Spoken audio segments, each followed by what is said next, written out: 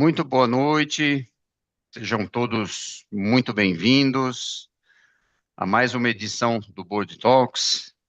Para quem não me conhece, meu nome é Udo Girlich, eu sou um dos diretores aqui da empresa que patrocina e promove o Board Talks, que é a Board Academy, né? É um prazer estar aqui com vocês, com os nossos queridos painelistas, né? A Flávia Mardegan, Daniel Medina, e hoje recebemos aqui, né, os nossos convidados especiais, né, a doutora Thalita Zanelato e o doutor Luiz Carlos Simonoves, para tratar um tema bastante relevante, né, do contexto empresarial brasileiro.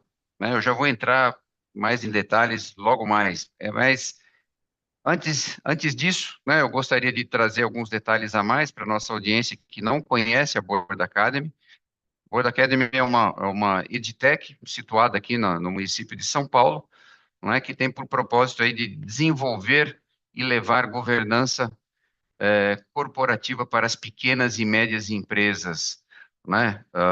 E também para as grandes empresas, mas enfim, nós sabemos aí que a trilha do aconselhamento profissional, né, ela está sendo cada vez mais requerida, ela está sendo cada vez mais demandada, né? E trazendo, comprovando cada vez mais a sua validade em termos de eficiência, eficácia e efetividade, né? Isso sempre com aquele propósito de promover a longevidade e a sustentabilidade das empresas. Então, se você que está nos escutando pela primeira vez, né, tem um interesse em saber um pouco mais, conhecer um pouco mais sobre essa trilha do aconselhamento profissional, entre no nosso site, né, boardacademy.com.br, ou, né, lá e você vai ter os canais de contato, onde os nossos colegas, né, terão o maior prazer em apresentar de forma mais estruturada e consistente todas as trilhas de formação que nós temos aqui na Board Academy. Muito bem. Dito isso, né, eu vou já começar a trazer aqui uma contextualização do tema que nós vamos debater aqui, que serve, né, no mínimo, como um tiro de alerta para você que é empresário, você que é gestor de alguma organização, né, você que é conselheiro, que já atua como conselheiro, né, de empresas, que, a princípio, né, pelo título, né, tempos de paz, tempos de guerra, a sua empresa está preparada, ela traz consigo também uma provocação para que as empresas, né, para que as pessoas, as áreas, elas estejam conectadas com as demandas, com a lisura, né, e a preparação e a estruturação adequada, né, para aquele momento, para aquele contexto empresarial das suas organizações, né, para que se evitem problemas futuros, né? Então, eu não vou dar mais spoiler a respeito desse tema, né? Eu vou deixar aqui o Luiz Carlos já. Eu passo a palavra para ele trazer toda uma contextualização, né, juntamente com a doutora Thalita, né, para que nós tenhamos sempre em mente, né, fatores que são extremamente relevantes e que às vezes, né, eu diria, uma grande parte, dita o sucesso ou fracasso das organizações. Não é? A princípio podem parecer itens simples, mas não o são, né? Por vezes trazem consigo a reboque, né, uma complexidade, principalmente relacional, ó, que a gente precisa tratar a tempo, a gente precisa ter a devida tempestividade na tratativa dessas questões. Então, nesse ponto, nesse contexto, nessa introdução que eu faço aqui, eu já gostaria, né, de deixar os agradecimentos aí em nome da Board Academy, tanto para a doutora Thalita como para o doutor Luiz Carlos, né, por estarem aqui conosco nessa noite de quinta-feira, compartilhando esse conhecimento, certo? Então, doutor Luiz Carlos, a palavra está com você. Obrigado, Udo. Boa noite, Flávia, Daniel, Thalita, a toda a nossa audiência aí. Preparamos esse Board Talks de hoje, porque nós temos a certeza de que é um tema dos mais relevantes, sejam para o empresariado, seja para os conselheiros de empresa, inexorável, quer dizer, vai passar por ele. E aí, de uma forma suave, a gente deu o nome do evento aqui de Preparando Sua Sociedade para Tempos de Paz e Tempos de Guerra, né? Então, e é algo que acontece na vida de toda empresa, preparando-se ou não. Preparando-se, digamos que o caminho fica um pouco mais suave, previsível, com planejamento. Não preparando-se, provavelmente vai ser o próximo Board Talks, onde nós vamos falar da parte da guerra implementada já, né? Mas começando a questão da paz, para que todos entendam a contextualização, vamos imaginar qualquer sociedade com alguns sócios, seja ela uma sociedade anônima, uma limitada, e vamos pensar em soluções, em questões ordinárias que acontecem todo dia. Nós queremos comprar uma máquina, vamos comprar, vamos fazer um leasing, vamos alugar. Precisamos tomar um dinheiro emprestado para o desenvolvimento de uma atividade, crescimento, capital de giro. Vamos exportar, vamos importar, vamos abrir ou fechar uma filial, ou seja, coisas absolutamente do dia a dia. Consigam imaginar isso nas suas sociedades, nas empresas onde vocês são conselheiros. Eu estou falando ainda em tempos de paz, mas vocês já começaram a imaginar que isso pode dar um estresse tremendo, porque grande parte das sociedades não se preparou para esse tipo de coisa, onde tudo está fluindo maravilhosamente bem. Muito bem, então essa é a contextualização do tempo de paz, quer dizer, coisas do dia a dia. E aí temos instrumentos para que a gente comece a refletir esta questão do tempos de paz, que basicamente nós estamos falando aí de acordo de acionistas, resolução de cotistas e os diversos papéis que a gente pode ter dentro desses instrumentos e que poucas, quase nenhuma das grandes sociedades familiares, sejam limitadas a SA, se utilizam disso. E aí eu passo a palavra para a minha colega, para a doutora Thalita, comentar um pouquinho disso e desses instrumentos, Thalita. Bom, boa noite a todos. Obrigada pela oportunidade de estar aqui. É uma honra.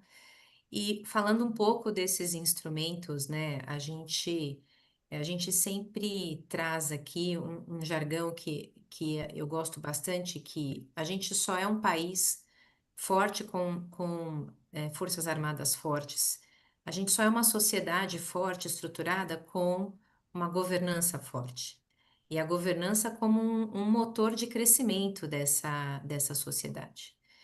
Então, instrumentalizar a governança, trazendo aqui os acordos, que a gente chama de acordos parasociais, ou seja, eles não são obrigados a serem registrados dentro de juntas comerciais, eles ficam depositados dentro da própria empresa, mas eles trazem clareza tanto para o sócio, o acionista controlador, como os seus sócios minoritários, como o seu processo de sucessão intergeracional. E a maioria das empresas aqui, familiares, né, e nós estamos falando aqui também, a gente considera, obviamente, as grandes corporações, porque os conselhos hoje estão mais estruturados nesse nível, mas o que é importante é trazer esse aculturamento para as empresas médias também, que estão migrando, estão crescendo, ganhando um porte maior. Então, pensar num acordo de acionista, um acordo de sócios, em que a gente tem clareza nas funções de cada um. Se nós estamos falando aqui de uma participação bastante importante da família, em que medida essa participação ela acontece, né? Se nós tivermos aqui já uma sucessão existente, ou seja, a gente já tem aqui minoritários, sucessores, filhos, netos, dentro dessa sociedade, que são minoritários eventualmente, como aquela famosa cláusula de tag along e drag along dentro dos acordos de acionistas e sócios, em que eu permito que, uma vez a gente querendo eventualmente vender o negócio, a gente possa trazer esse minoritário para dentro do preço de compra, né, ou do preço de venda. ah, ah, Outras resoluções claras quando a gente está falando, quando nós estamos falando aqui, como o Udo falou, nós estamos falando aqui de relações familiares, relações interpessoais. Como que vai acontecer essa relação entre cônjuges, filhos, quando nós temos aqui sócios fundadores? Então, nós tivemos um caso no escritório em que o acordo de sócios estabelecia que cônjuge não entraria dentro da empresa em hipótese alguma e que nós faríamos simplesmente a liquidação econômica em caso de sucessão, né? Então, assim, existem formas pelas quais nós podemos trazer aqui essas hipóteses e, o mais importante, estabelecer essas hipóteses e acompanhar o acordo de sócios e o acordo de acionistas nada mais é do que estabelecer a realidade que o Luiz acabou de passar e acompanhar essa realidade, essa evolução orgânica das relações humanas dentro da sociedade e aproveitar o tempo de paz para discutirmos, né, exatamente, discutirmos abertamente, com transparência e tranquilidade, para garantir, numa eventual discussão, um caminho um pouco menos árduo, um pouco menos espinhoso. E aí, falando um pouco disso, né, Luiz? Falando um pouquinho mais Sim. dessa questão de prestação de contas, essa transparência, eu acho que a proteção patrimonial, ou seja, essa governança não, de segmentação, né, daquela pessoa jurídica, da pessoa física do sócio, essa confusão, né, patrimonial que muitas empresas familiares fazem e que prejudica a forma pela qual a gestão é conduzida, né? Queria complementar, Thalita, o que você falou, para que as pessoas consigam entender. Você deu um cenário bastante assertivo disso, é como fazer. Então, estamos em tempos de paz, somos sócios nesta empresa, maravilhoso. O que que eu tenho que fazer de prático, já que estamos vivendo um tempo de paz? Primeira coisa é entender os seus objetivos, o que que você faz, qual é o teu negócio, o que que envolve o seu negócio e para onde você quer ir naquele momento. Então, veja, o diagnóstico é uma coisa importantíssima e nesse diagnóstico tem que ser analisado, como a Thalita falou. Quem são os sócios? O regime de casamento ou não, porque às vezes é apenas uma parceria, uma união estável, algo não estabelecido ou formalizado, tudo isso impacta na sociedade. Então, a questão de família é um tema que tem que ser explorado para poder ser adequado. Segundo, a questão de estabelecer tudo isso a ver com governança, com o contrato. Como que nós vamos regrar a disposição das nossas vontades? Vai ser um percentual que cada um já tem das suas participações, sejam de cotas ou ações, e como nós votamos ou nos comportamos. Se estivermos de acordo, se não estivermos de acordo, que tipo de mecanismo nós utilizamos para isso? Thalita falou da questão lá do tag along, do drag along, então só para deixar todo mundo na mesma página, nós estamos dizendo o seguinte: dois tipos de cláusulas que permitem garantir aos minoritários, numa delas, o direito deles venderem as participações nas mesmas condições dos majoritários, caso venha uma proposta, e o inverso também, o majoritário poder obrigar os minoritários a venderem junto para não ficar aquele impasse. Então, vejam, estamos em tempos de paz, quer dizer, vamos adequar isso tudo. A questão, né, quer dizer, imprescindível disso tudo, como eu falei, de quórum. Então, qual é o percentual, e aí confrontado com a lei, né, a legislação aplicável àquela sociedade, seja ela limitada, SA, enfim,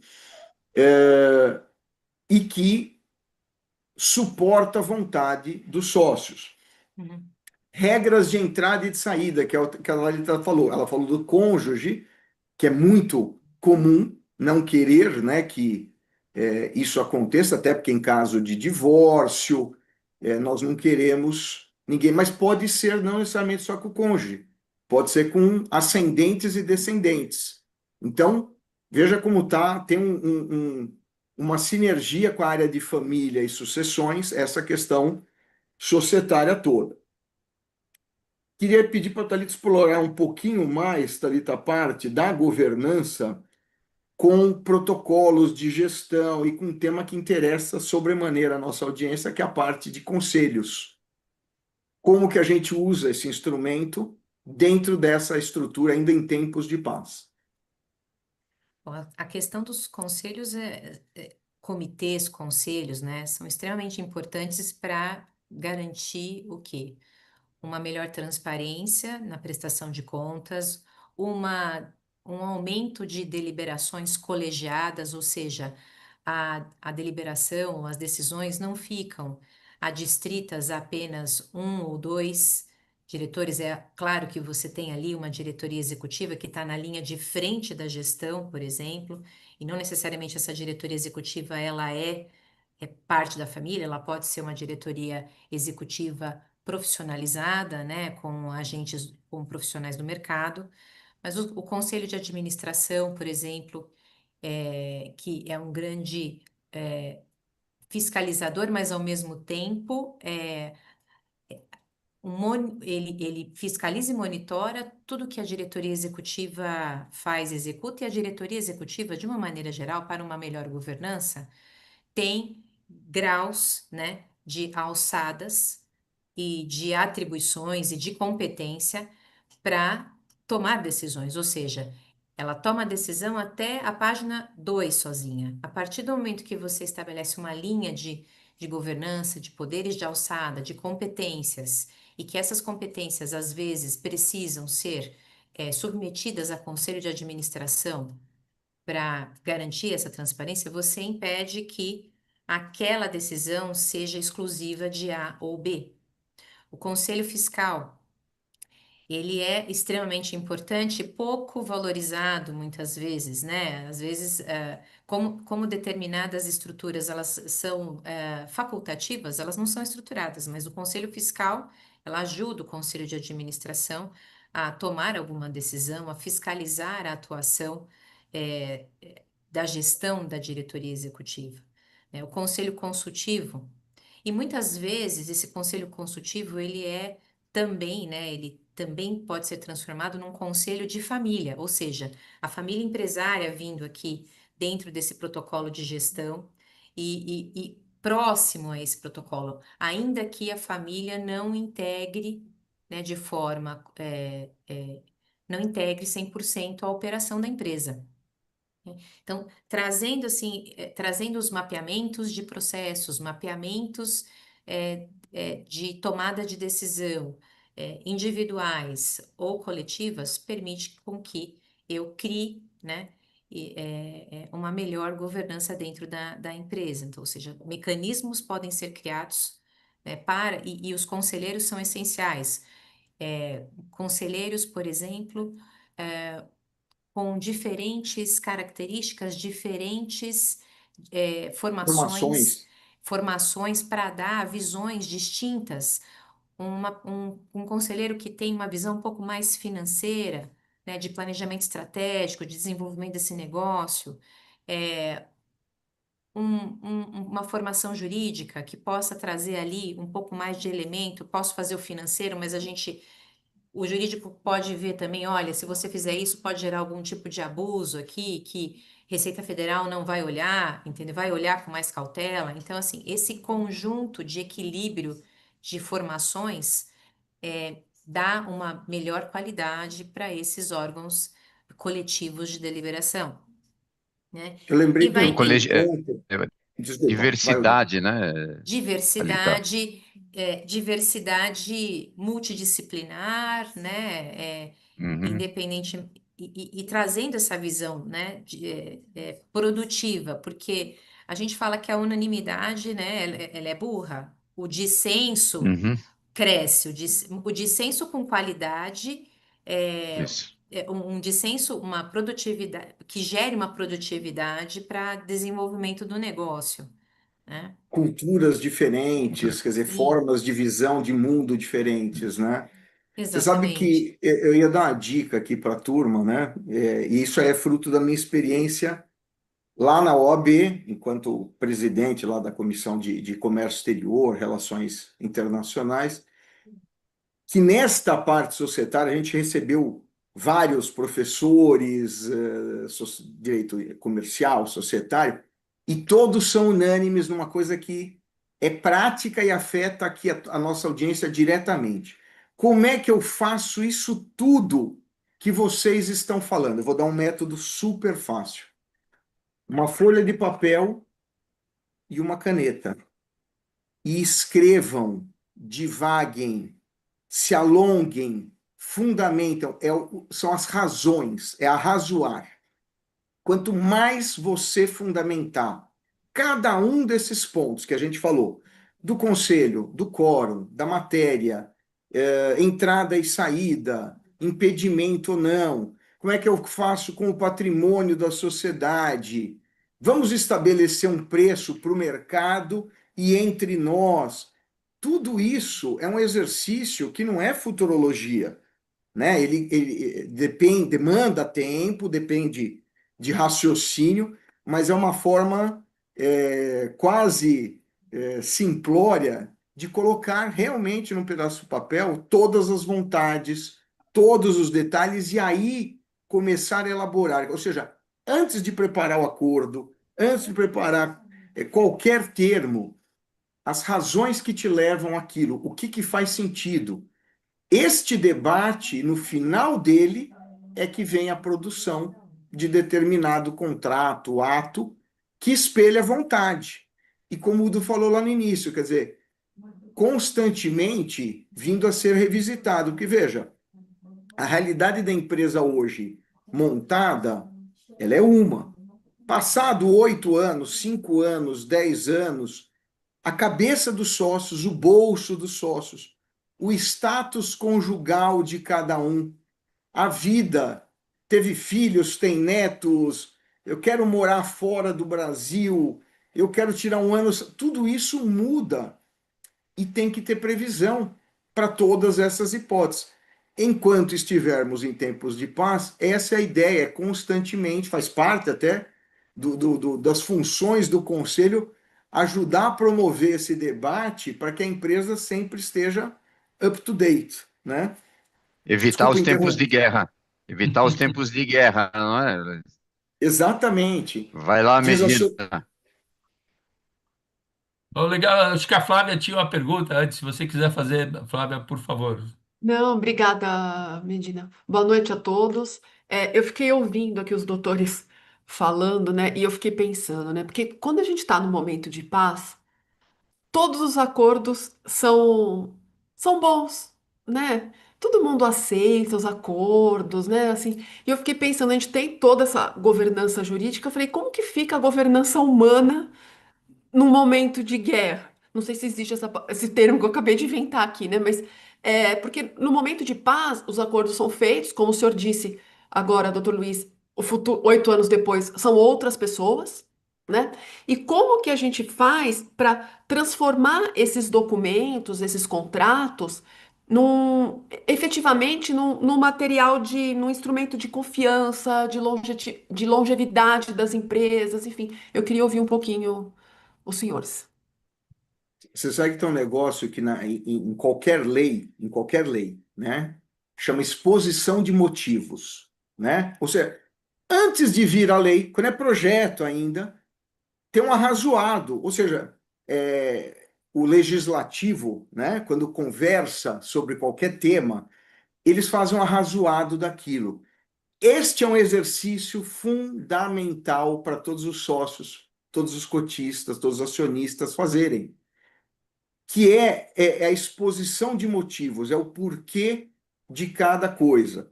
Óbvio, você vai lidar, Flávia, com ânimos, com expectativas, mas veja, o fato de você estar podendo deliberar, né, um olhar para a cara do outro sem estar na presença dos seus advogados ou diante de uma corte, né, é muito interessante porque é, é a forma de construir, forma civilizada de construir, e como a Thalita falou, quer dizer, sempre com algum tipo de assessoria que pode ser multidisciplinar, e que eu vou te falar, até para o tempo de guerra, tudo isso que você arrasou e tudo que você fundamentou, se for parar num tribunal, num juízo arbitral, numa mediação, você tem um histórico estabelecido entre todos, que é o que te levou aquilo. Então, até uma discussão, para o bem ou para o mal, você tem uma linha histórica do pensamento de todos que levou aquele artigo, que levou aquele termo entre as partes. O que empresta uma credibilidade tremenda para não ser anulado, para não ser simplesmente barrigado. Então, esta parte de fundamentação é a base para tudo, é para você pensar nas melhores estruturas, quem vota, quem não vota, se eu quero estar no conselho ou não, aptidões de cada um, para aí começar a formatar. A redação é a última, o mais importante é que as pessoas exprimam suas vontades, né? E falando um pouco do que o Luiz, puxando um pouco aqui um gancho do que o Luiz está falando, desse arrazoado, no fim, é você entender que o que são aquela historinha da missão, visão e valores do negócio, e para que a gente serve, por que que o negócio está lá, né? Quais são esses valores? Esses valores precisam ser é mais do que dizê-los, é praticá-los. Então, quando a gente está falando de famílias empresárias, né, profissionalizadas, empresas ou não, a cultura desse arrazoado se resume em fazer o aculturamento dos valores, ou seja, eu preciso acreditar naquilo que eu estou defendendo enquanto missão da empresa. Eu preciso aculturar as pessoas, eu preciso trazê-las para essa conversa. Eu preciso aproximar a família empresária desses valores para o desenvolvimento do negócio estratégico e longevo. Simplesmente colocar lá a visão e não praticar ou não incutir esse espírito dentro da empresa faz com que essas relações passem a se distanciar do próprio negócio e aí isso precisa ser renovado periodicamente, Então, aí eu né? acho que entra o conselho, né? Muito nessa Isso. manutenção desses valores e nessa revisão. Porque muitas vezes a missão de uma empresa 8 anos depois É outra. se transformou, Se né? transformou.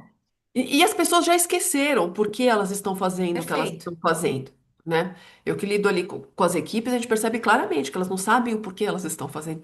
E eu acho que esse é um grande papel, né, do conselheiro trazendo assim a reflexão, né, de ter esse olhar e muitas vezes de manter os empresários alinhados, né, ao que foi, né, assim, relembrar o que foi acordado muitas vezes no passado para que isso não se perca, né? Você É vê que a importância do que você falou, Flávia, que mais um ponto ainda em tempos de paz, que é a questão da proteção patrimonial ou do planejamento patrimonial, sucessório de cada um, não só dos sócios e cotistas, mas até dos executivos dessas empresas, para que não haja uma confusão entre o patrimônio da física com a jurídica. Quer dizer, é quase um coaching de como se comportar, né, e desassociar uma coisa da outra, para que as pessoas não misturem as suas vidas pessoais com a vida da pessoa jurídica e como trata cada um cada um dessas caixinhas. Acho que o Medina queria. Claro. Então, na verdade, boa noite a todos. Boa noite, doutora Thalita. Boa noite, Luiz. É um grande prazer tê-lo de novo aqui. Ah, dentro de tudo que vocês falaram, cara, eu comecei a lembrar de uma família de herdeiros que a gente conhece aqui em casa. E toda vez que aparece uma ótima oportunidade de vender empresa, tem um cara que é um primo de alguém que era um acionista minoritário, que se ele separou da mulher, ele morreu, e a mulher não assina de jeito nenhum. Os caras nunca conseguiram, faz uns 15 anos que estão tentando vender a empresa, eles não conseguem, porque isso não estava previsto no contrato.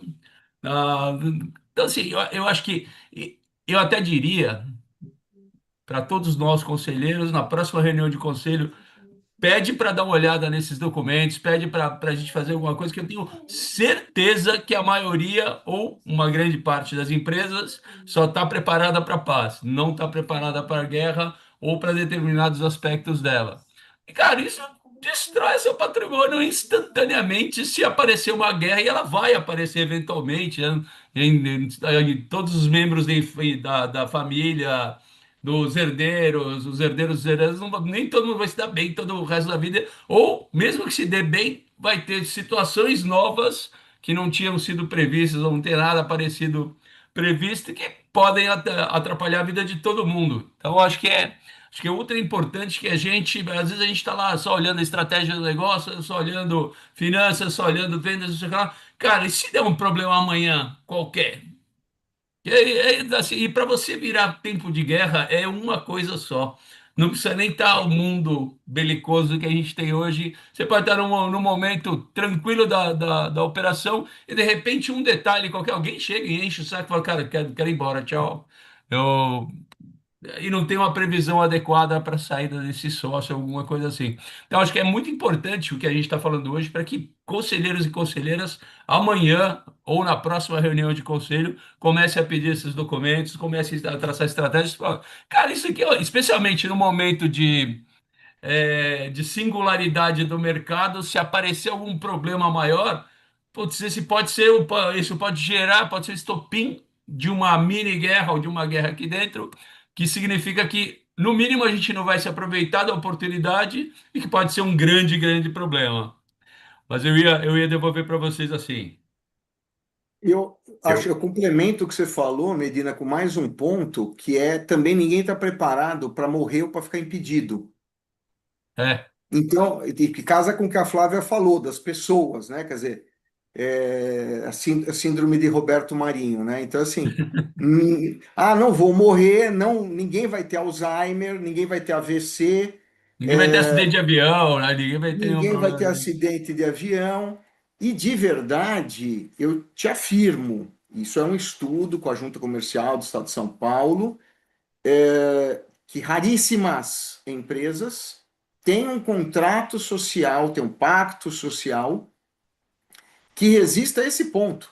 Como é que funciona se tiver impedimento, ausência ou morte em relação a quem sobra, em relação aos herdeiros? Isso número um.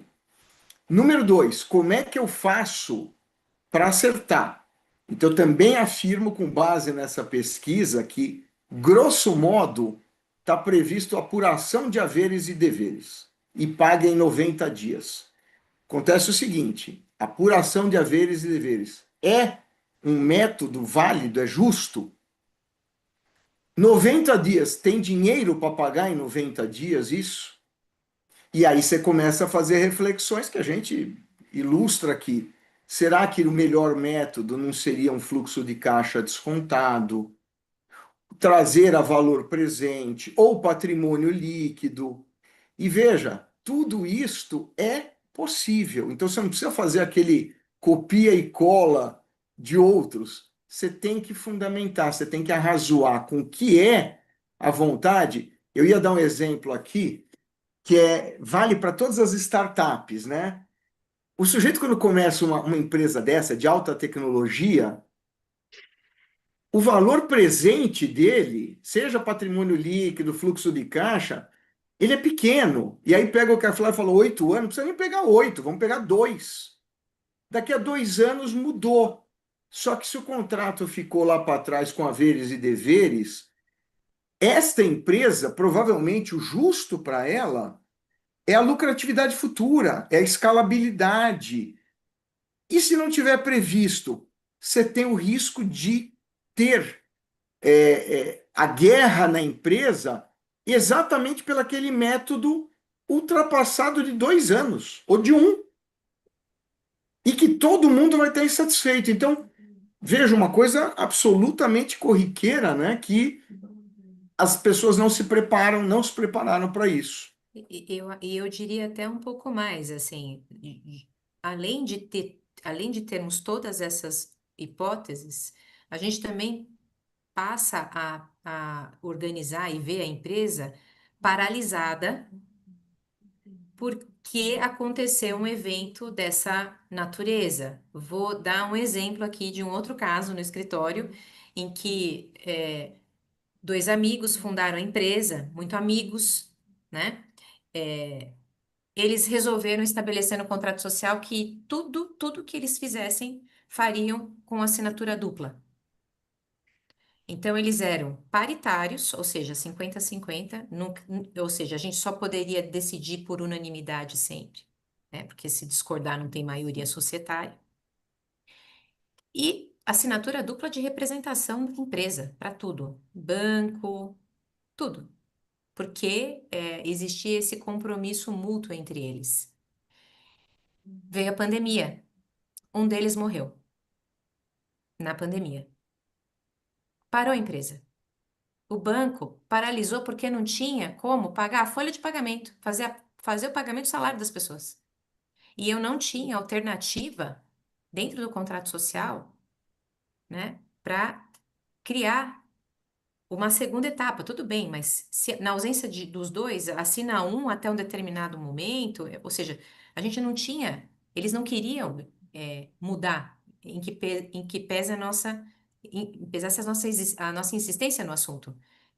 E aí o que aconteceu? A empresa parou por quase. Ele teve que se virar na pessoa física para ele tentar cumprir as obrigações que na pessoa jurídica ele não conseguia fazer. Ele quase quebrou. E aconteceu um fato que não estava no controle dele, né? Aí você pega isso que você falou, Thalita, que a gente começa a entrar então aqui já no tempos de guerra, né?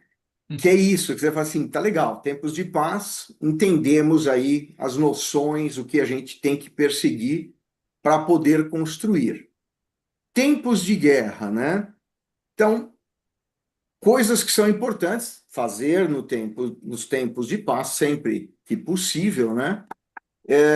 Uma cláusula super importante a ser conversada entre todos, a questão da solução de conflitos e de controvérsias.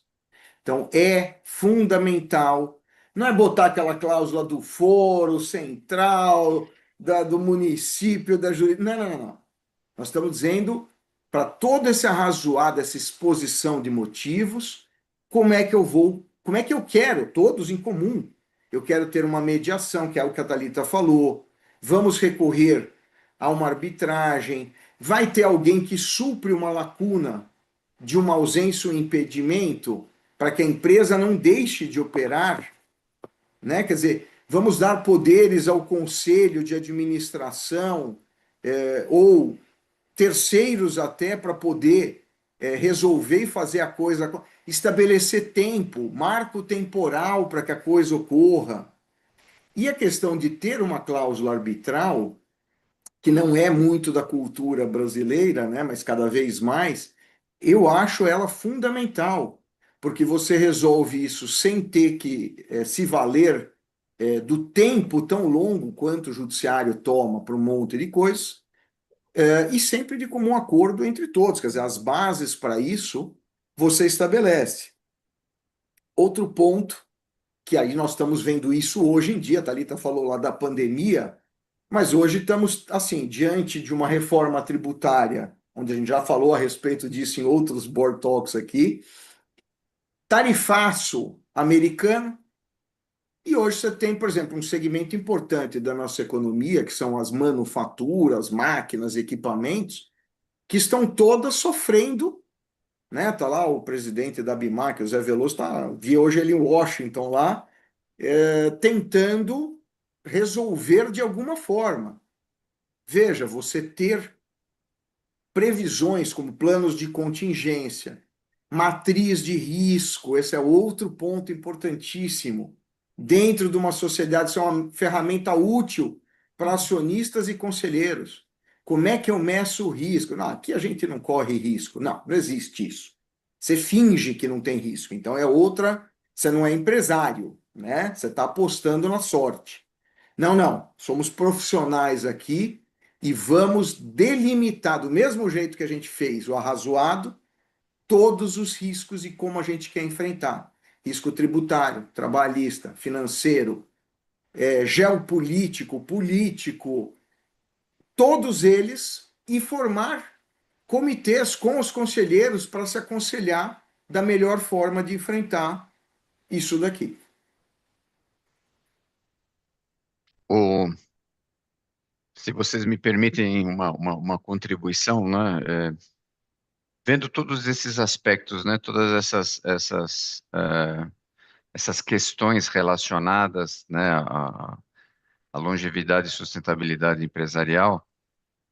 Um ponto que sempre para mim, né, eu também tenho uma atuação muito forte em empresas familiares, o que me vem à mente é o seguinte, né, esse próprio arrazoado que você está falando, né, Luiz Carlos, todas essa a criação, a manutenção, a atualização de todos esses instrumentos, eu vejo um ponto muito importante que é justamente você ter alguém que tenha uma isenção na Uhum, condução dessa mediação.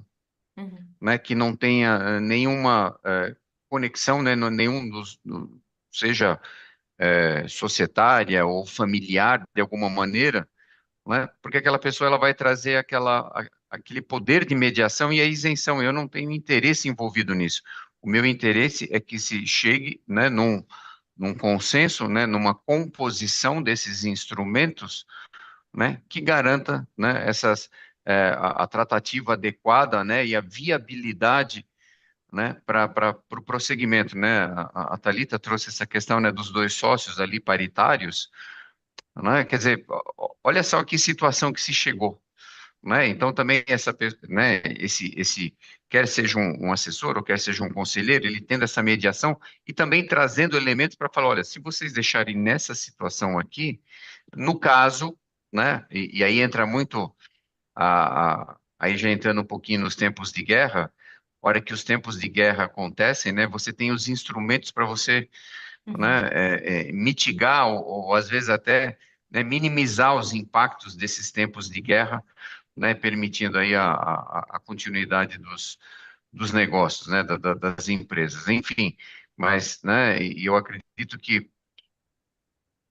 essa isenção ela é fundamental para que, né, se tenha aí um sucesso, né, na, na constituição desses instrumentos e, obviamente, aí para que eles tenham a devida efetividade, né, num eventual tempo de guerra, né? Essa contribuição aí que eu gostaria de trazer. Eu não sei se a doutora Thalita, né, pelo fato de também transitar muito em empresas familiares, ela tem essa visão. Tenho, e assim, nós temos. Que não é muito usual ainda o uso de arbitragem, mediação, né? A gente normalmente vem submetendo aqui questões societárias a conflito, ao judiciário. Nós ainda temos o privilégio aqui em São Paulo de nós termos várias especializadas, né, no direito empresarial, o que não acontece na maior parte do país. Então, nós temos lá professores voltados, né, para esse setor. Mas a gente ainda acha que mediação e arbitragem é um mecanismo bastante importante, por exemplo, a resolução de conflitos, porque além de nós deixarmos ali os mecanismos internos, né, a gente protege um pouco a reputação dessa empresa, porque todo procedimento corre em sigilo. Então a gente não externa digamos assim, a lavação de roupa suja, né? A gente Porque não no dá fim publicidade, a né, para a gente não dá coisa. essa publicidade, entendeu? Então a gente garante, primeiro, a gente garante o sigilo e uma preservação reputacional importante, que dependendo da onde essa empresa está, a reputação ou o abalo, né, que esse conflito pode causar, para o mercado, pode atingir diretamente a empresa, né, e pessoas pararem de comprar ou fazer negócios com elas. Não vou fazer porque não vai entregar. Não vou fazer porque ela não vai cumprir aquilo, porque eles estão brigando internamente, né? É, mecanismos que podem fazer, mecanismos importantes, por exemplo, para ajudar no caixa da empresa, um seguro. Então, por exemplo, faleceu um sócio, precisamos de um pouco mais de caixa para organizar isso. Existem seguros empresariais, né? E o conselheiro, ele está lá para ele dar exatamente essas nuances, né, de preservação do negócio, né? Então, não é caro pagar. E eventualmente a gente protege ali uma necessidade de caixa imediato que a gente porque a empresa vai flutuar um pouco em função dessa turbulência familiar, por exemplo, né? Então, Você sabe acho que que isso que você falou, Thalita, pegando o que o Udo falou da parte da isenção também, eu acho que Não, lindo, quer dizer, você está falando, quer dizer, você vai garantir o sigilo, tudo fica em casa, né? O que aconteceu em Vegas fica em Vegas, tá certo? Não é externalizado, portanto, você não causa um dano. E por que que a gente se preocupa tanto com isso? Porque tudo isso que nós estamos falando tem um objetivo, que é a perpetuidade da empresa. Então, quer dizer, por que que você vai tomar essa série de cuidados? Porque você quer que a empresa seja o mais longeva possível. Com isso, você ter alguém que é isento, não está à flor das emoções, quer dizer, eu estou frio naquela matéria para analisar e ajudar. O que o Medina falou, por exemplo, o pessoal fica preocupado com o fechamento, com o plano de metas. Tem que ter, na mesma frequência que se analisa isso, um plano que acompanhe para e passo, porque não adianta eles estarem cruzados, que eles têm que estar acompanhados de forma equitativa, tanto a evolução da sociedade, os desejos de cada um, e a alteração ou ampliação de metas, em que ponto que tudo isso que nós falamos tem que vir a reboque. O que a Thalita falou da parte de seguro pode ser uma alternativa fantástica, não só como um seguro de vida empresarial, mas até que se criar um fundo de reserva para eventualmente esse tipo de disputa até que ela seja solucionada. E veja que com isso você cria um incentivo, né, de um dos órgãos mais sensíveis do corpo humano, que é o bolso. O que que me levaria a não brigar? Porque você não vai conseguir acessar o fundo de reserva enquanto não se resolver esse conflito. Então, você tem um terceiro isento, você tem um seguro, você tem o dinheiro protegendo a sociedade, e isso é um estímulo à criação de boa vontade, temperança, para que as pessoas relembrem os seus arrazoados, o que que levou aquilo, né? Foi a expressão livre da vontade de cada um que levou a se elaborar aqueles instrumentos.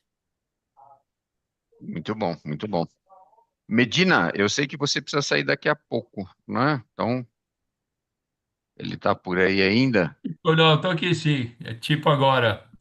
Eu preciso ir embora. Eu queria agradecer Então, demais ao doutor Luiz Carlos, à doutora Thalita, à Flávia, a você. Acho que é um tema super importante para a gente trazer para mais Board Talks, porque aqui acho que vai ter mais guerra do que paz em muitos casos. Então, acho que é importante a gente estar preparado na paz para os casos de guerra. Mas eu agradeço a todo é. mundo, eu vou embora. Então tá bom, Medina. Boa aula. Obrigado aí pela participação. Até mais. Legal. Muito bem, dando é, continuidade nesse tema que a gente traz aqui, é, e, que a gente percebe é justamente né, de novo, são temas que, a princípio, né, olhando assim, né, por cima, podem parecer temas que são básicos mas eles são decisivos nas empresas. Gente, se a gente não tiver isso, né, a gente bate tanto na, na, na tecla, né, dessa manutenção desses instrumentos, também em empresas familiares, né, Thalita, a gente vê a criação, manutenção e atualização do protocolo familiar, como que se dá a participação dos membros da família na organização, se essas regras não estiverem devidamente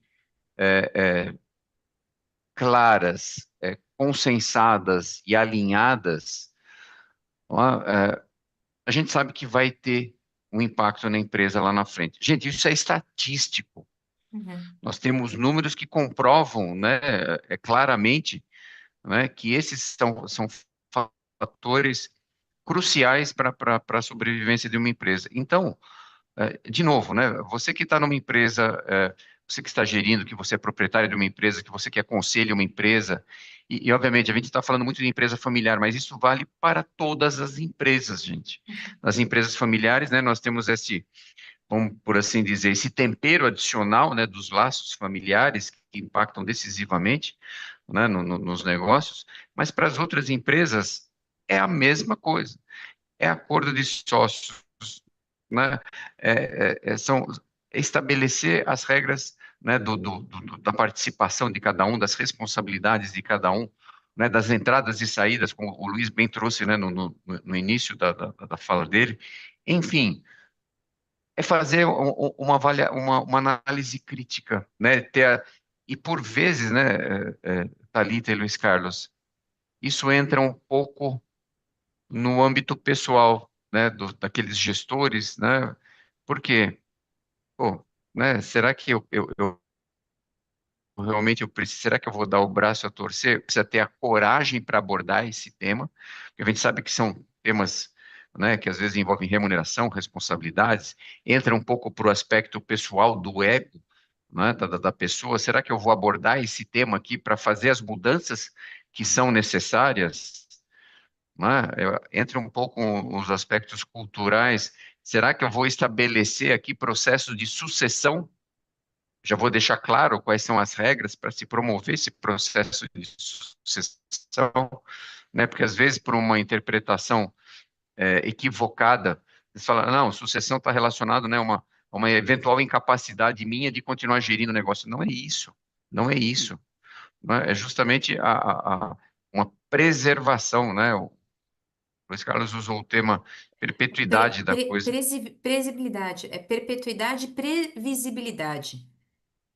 Quando a gente está Muito bem. falando de sucessão, é o fundador ser capaz de reconhecer que está na hora de passar o bastão de forma organizada, que ele quer viver ainda o negócio, ele tem que ser respeitado como a energia fundamental e fundacional, a pedra fundamental do negócio, mas também reconhecer que a gente precisa criar e trazer a sucessão intergeracional, né? Uhum. Às vezes a gente pensa apenas em afastar a família e profissionalizar o negócio, e não é isso. Das empresas longevas europeias, a família está dentro, a família está aculturada dentro do sistema, né? Diferente, né? Tem gente que não quer trabalhar na empresa? Tudo bem. A gente também tem. O que que essa pessoa quer fazer? Qual é a vocação dessa pessoa? Será que ela pode exercer uma outra atividade estrutural que pode beneficiar a empresa? Então, por exemplo, a pessoa quer usar de uma fundação, quer dirigir uma fundação, tem outras predileções. Ué, será que essa fundação não pode beneficiar também a empresa? Então, assim, a gente identificar a vocação e sem deixar, vamos dizer assim, a diretoria executiva livre demais para também fazer o que bem entende, né? Porque a gente vê aqui movimentos tristes de a empresa de ninguém querer mais o negócio, a gente não ter sucessores e tudo mais. E vem aqui um movimento, por exemplo, de management buyout ou management buy-in, que é os executivos querendo comprar o negócio. executivos de dentro querendo comprar um negócio, executivos de fora querendo comprar um negócio, né? Para mantê-lo, mas a que custo? Será que esse executivo também não tá fazendo a parte dele para depreciar o negócio, para ele provocar um management buyout, né? A gente já teve uma situação aqui no escritório nesse sentido, que a Uhum, gente detectou isso e trocou a gestão executiva, a empresa reviveu, uhum, né? Voltou a faturar, voltou a fazer as coisas, porque havia um movimento interno que só foi percebido por um dos herdeiros, né? E com muito esforço ele conseguiu convencer a troca, uhum. né? Porque estava havendo um movimento de depreciação do valor do negócio para ele ser vendido. Thalita, eu posso fazer uma provocação que você Claro, falou, eu fiquei pensando aqui, você me, né, apertou um botãozinho aqui. Eu, como descendente de europeu, assim, a gente sabe o quanto é diferente a questão cultural, né? E a gente pega essa geração nova, que vão ser os novos sucessores, eles não estão nem aí para o não. negócio, mas muitas vezes, né? Então, assim, a gente fala fazer a sucessão quando o sucessor quer suceder, ok, mas e quando eles não querem? Porque essa geração nova, a maioria não quer. Né? Eles estão olhando para outras coisas, eles querem montar os negócios deles, eles querem outras coisas. Né? Porque é um ponto aqui que a gente tem que olhar com bastante atenção, porque essas gerações que estão vindo são bem diferentes das nossas, principalmente quando a gente fala de uma geração, vamos por a nossa, pensando numa sucessão como uma geração europeia, né? É diferente. É É um diferente desafio, né, eu diria. e vai ser um desafio, na verdade, Né? né? De não se querer ou vai se profissionalizar e vai manter, ou vai vender, ou vai acabar o negócio. Eu brinco que, assim, falei com uma amiga minha recentemente, nós dessa geração 45 mais, assim, 40 mais, 45 mais, a tendência é a gente trabalhar por mais tempo nesse momento. Eu não sei, Uhum. se vocês têm essa sensação, porque a geração que está vindo aqui atrás da gente, e a gente sabe que o mercado corporativo é pesado, a gente sabe que é uma batalha diária sobre muitos aspectos. Essa geração, a minha sensação é que ela não quer esse enfrentamento, né? Então, eu quero ir para uma empresa, ou quero estar numa empresa que eu tenha propósito, né? Mas o propósito precisa gerar, né? Precisa girar, precisa gerar valor, precisa gerar emprego, precisa gerar negócios e lucro. Lucro. É. Né? Então, vai lá, Luiz, vai lá. Não, é que o que a Flávia falou e a Thalita falou, no final, tem um conceito, nós falamos de perpetuidade, preservação, mas no final tem um ponto que esta é a chave de tudo. Chama-se comunicação. Ou seja, como diria, né, o Abelardo Barbosa, o velho guerreiro, quem não se comunica se estrumbica. Em todos os sentidos. Se você não espelhar o que você quer, se você tem alguém de uma geração que vem por aí, mas que não quer, eu não quero nem ser acionista, eu não quero isso, eu vou fazer outra coisa, eu quero alta tecnologia, não quero uma indústria de não sei o quê. Não tem problema, esta comunicação, e aí pegando o que o Udo falou, quer dizer, você ter alguém que ajuda a construir vários alguéns multidisciplinares, isentos, nesta equação, vai trazer com a comunicação conforto para todos, seja do funcionamento, seja daquele que quer ficar apartado e não vai se sentir depois preterido ou diminuído, porque foi à vontade, e tudo isso de maneira transparente, expressa, organizada. Aí me dá um gancho, Luiz, né, para a gente voltar no título da nossa conversa aqui. É justamente nos tempos de paz, né, que nós devemos nos comunicar e respeitar os desejos e aptidões, né, daqueles membros enfim, né, a gente está tratando aqui da família empresária, porque eu já passei por situações, né, onde um membro da família ele foi alçado a uma determinada posição dentro da organização sem a menor aptidão e muito menos sem o menor desejo, colocando em claro risco, né, a viabilidade daquela organização, né? Já tive, né, uma outra empresa que o fundador ele falou, "Eu vou fazer a minha sucessão, né, com 5 filhos, né, homens, nenhum quis assumir, nenhum. Ok, não querem assumir, respeitamos a vontade, tudo bem. Então, vamos fazer uma sucessão não familiar, né, trazer um profissional de mercado, né, se constitui um conselho, né, e vocês participam do conselho num determinado nível aqui estratégico da empresa. Mas é justamente essa questão, a tempestividade, né, no tempo de paz, se questionar isso, falar, gente, a gente precisa tratar desse tema. E aí entra de novo o fator coragem, né, para colocar esse tema de forma clara, transparente, né, para todos os envolvidos ali, para todas as partes interessadas, para que se tenha aí a melhor solução e não deixar esperar acontecer, né? De vez em quando eu brinco aqui também, né? Porque para morrer basta estar vivo, né? E aí, e se não se tem essa preparação, né? A Thalita trouxe a questão da previsibilidade, né?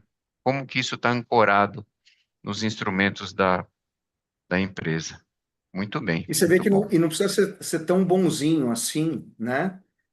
Nós estamos falando em tempos de, vamos fazer um consenso. Então, veja, e a gente já falou isso em outros board talks aqui, que, né, que as palavras-chaves, né?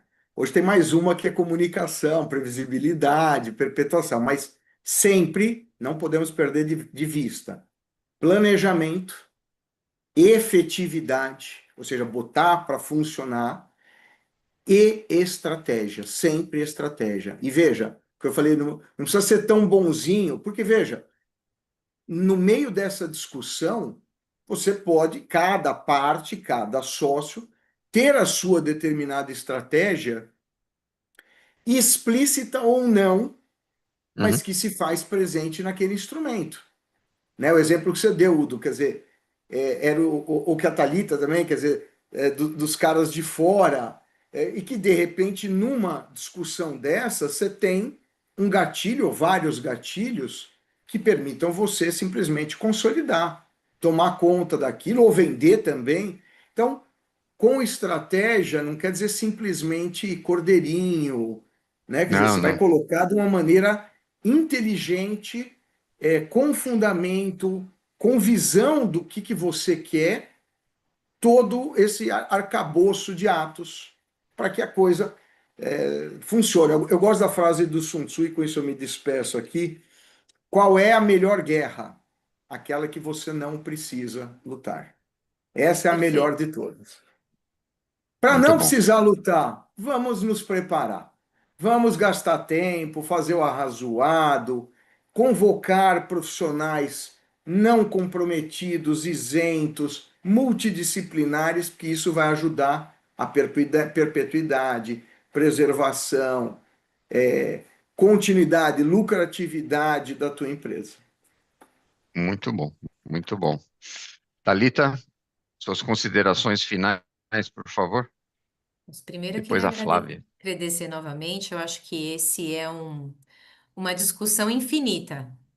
Hum, A gente pode pegar qualquer um desses temas aqui e abrir por horas de discussão, mas trazer a todos os conselheiros ou permitir que a gente possa criar essa troca presente entre os empresários e a Board Academy é um papel extremamente importante, porque gera conscientização hum. para que as famílias empresárias tomem o próximo passo. Então, parabéns novamente e agradeço aqui a oportunidade. Nós que agradecemos. Essa palavra do final, conscientização, ela é chave. Muito bom. Mais uma palavra aí, Luiz Carlos. Flávia, Já fiz minhas considerações, só quero dar um spoiler aqui, que depende mais do Udo do que de mim, da Thalita. Se vocês gostaram, vamos ver se a gente combina aqui fazer um presencial lá no Board Academy para discutir aí sim, como a Thalita legal. falou, 2, 3 horas, com todos os conselheiros aí já convidados a participar. Muito bom. Vamos lá. É, Flávia? eu queria agradecer, né, doutor Luiz, é a segunda vez que a gente está junto, sempre um aprendizado.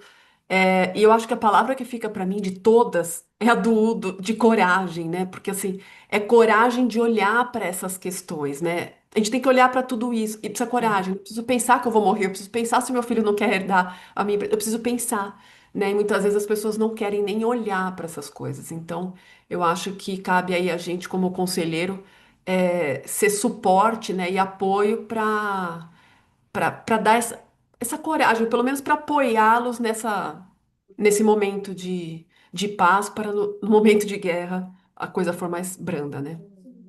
Muito É legal, isso. muito bom. É isso mesmo. Né, eu falo que é uma das nossas atribuições enquanto conselheiros, né? Deixar os empresários numa zona de desconforto controlada, né? Levar a reflexão, trazer a conscientização, né? Ajudá-los, né, na coragem para colocar esses temas, blindá-los, né, numa discussão dessa que a gente sabe que é muito sensível, mas, né, trazer aí emprestar, né, para toda a organização aquela previsibilidade, aquela segurança mínima. De novo, risco zero não existe,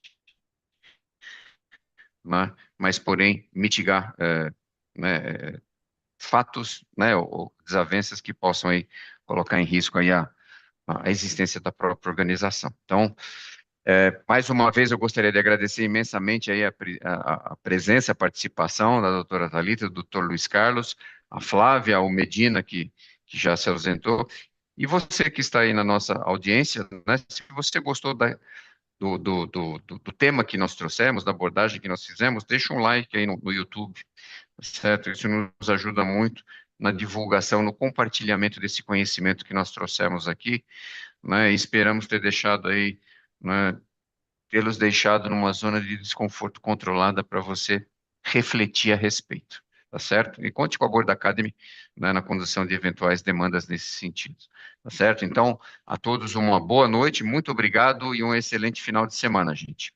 Tchau, tchau. Boa noite.